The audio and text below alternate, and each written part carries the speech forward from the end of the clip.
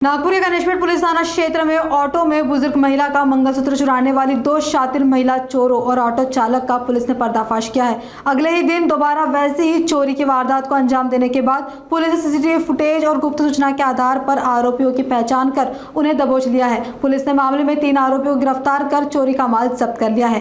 जानकारी के मुताबिक 4 अगस्त को एक ऑटो में 2 अज्ञात महिलाओं ने एक बुजुर्ग महिला को आगे वाले और स्टॉप पर छोड़ने का झांसा देकर बैठाया। रास्ते में शातिर महिलाओं ने बुजुर्ग महिला के बैग से सोने का मंगलसूत्र साफ कर दिया। इसके अगले ही दिन आरोपियों ने दोबारा इसी तरह चोरी की वारदात को अंजाम दिया। मामले की शिकायत मिलते ही गणेशपेट के डीपी दस्ते ने जांच शुरू की। सीसीटीवी फुटेज और गोपनीय सूचना के आधार पर पुलिस ने ऑटो चालक की पहचान की, जो यशोधरा नगर का निवासी है। ऑटो चालक से पूछताछ के बाद पुलिस ने दोनों शातिर महिलाओं की पहचान कर कुल 3 आरोपियों को गिरफ्तार कर लिया है। फिलहाल पुलिस ने उनके कब्जे से चोरी का माल जब्त कर लिया है और आगे की जांच जारी है। पोलीस स्टेशन गणेशपेठ येथे दिनांक 4/8/2026 रोजी घटना घडली होती। ती घटना चोरीची होती बैगनाथ चौकातली। त्यामध्ये एका ॲटोमध्ये 2 अज्ञात महिला यांनी एका वृद्ध महिलेला सोबत घेऊन एक समोरच्या स्टॉपवर सोडतो असं म्हणून बसवलं व तिच्या पिशवीतनं एक मंगळसूत्र चोरी करून घेऊन गेले होते। त्या अनुषंगानं आमच्या डीबी पथकाने एक टेक्निकल माध्यमाच्या सहाय्यानं दोन्ही अनोळखी महिलाला आयडेंटिफाय केलं आहे। सदर घटना झाल्यानंतर लगेच दुसरी घटना दुसऱ्या दिवशी घडलेली होती। दुसऱ्या दिवशी पण घडली, त्यामध्ये पण प्रोसिजर सारखीच होती। त्यामध्ये पण एका वृद्ध महिलेला पुढच्या स्टॉपवर सोडतो हा बहाणा करून तिला बसवलं होतं आणि तिच्याकडनं पण एक मंगळसूत्र चोरून दिलेला होता।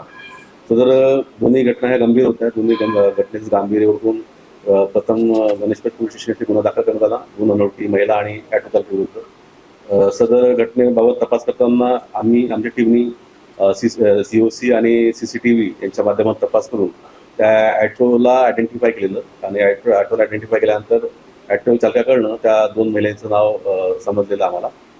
त्याच्यामध्ये जो ॲटो चालक आहे त्याचं नाव आहे मोहम्मद इकराम बख्तियार अहमद, हा यशोधरा नगरचा आहे आणि ॲटो चालवतो।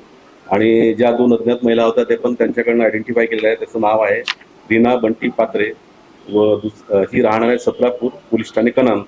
आणि दुसरी जी महिला आहे कीर्ती गोविंद कळसे, ही पण सत्रापूरची आहे आणि पोस्ट कनान इथे राहते। सदर दोन्ही घटनेमध्ये एका घटनेमध्ये पहिला जो गुन्हा दाखल आहे अपक्रमांक 298/26 त्याच्यामध्ये ह्या तिन्ही आरोपींना अटक केलेली आहे। सध्या तिन्ही आरोपींचा पिसा घेण्यात येत आहे आणि त्यानुसार मग त्यांच्याकडनं जो मुद्देमाल आहे या चोरीच्या गुन्ह्यातला तो रिकव्हर करण्यात येत आहे।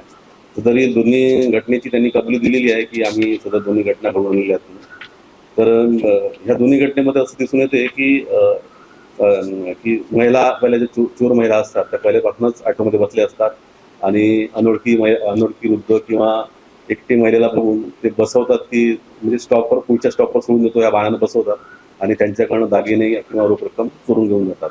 तर आमचं नागरिकांना असंच आव्हान राहील की ज्या महिला बसलेल्या दिसल्या असतील आणि तुम्हाला संशयात काय असेल तर तुम्ही तात्काळ 112वर कॉल करायला पाहिजे, म्हणजे चोरीच्या घटना टाळता येतील। ह्या आधी काही रेकॉर्ड नाही आहे, रेकॉर्ड पुन्हा तपासणं सुरू आहे, पण आतापर्यंत रेकॉर्ड दिसून आलेला नाही आहे। PCR मध्ये जेव्हा आरोपी येतील त्यावेळेस पूर्ण त्यांच्या पूर्व रेकॉर्डची तपासणी करण्यात येईल। तसेच इतर पोलीस स्टेशनमध्ये पण अशा प्रकारचे गुन्हे दाखल झाले असतील त्यांना पण आम्ही इंटिमेट करणार आहोत की अशा प्रकारचे चोऱ्या समजा तुमच्या एरियामध्ये झाले असतील तर तुम्ही सदर आरोपीकडे तपासणी करावी। शक्यता आहे की थोडी काम करतो? शक्यता तर आहे, कारण की त्यांची जी मोडस आहे ती म्हणजे सराई चोरासारखीच आहे। कारण की जेव्हा तो पॅसेंजर जेव्हा तो बसतोय आपल्या ॲटोमध्ये तेव्हा समजा तुम्हाला बैगनाथ चौकापासून मानेवाड्याला जायचं असलं तर मधातच तुकडोजी स्क्वेअरला सोडून देणार की आता ॲटो समोर जात नाही, तुम्ही इथे उतरा आणि तुम्ही दुसऱ्या ॲटो घेऊन जावा। तर त्या दरम्यान म्हणजे 5 मिनिटाच्या स्पॅनमध्ये ते चोरी करतात। म्हणजे जे आरोपी आहेत ते सराईत आहेत।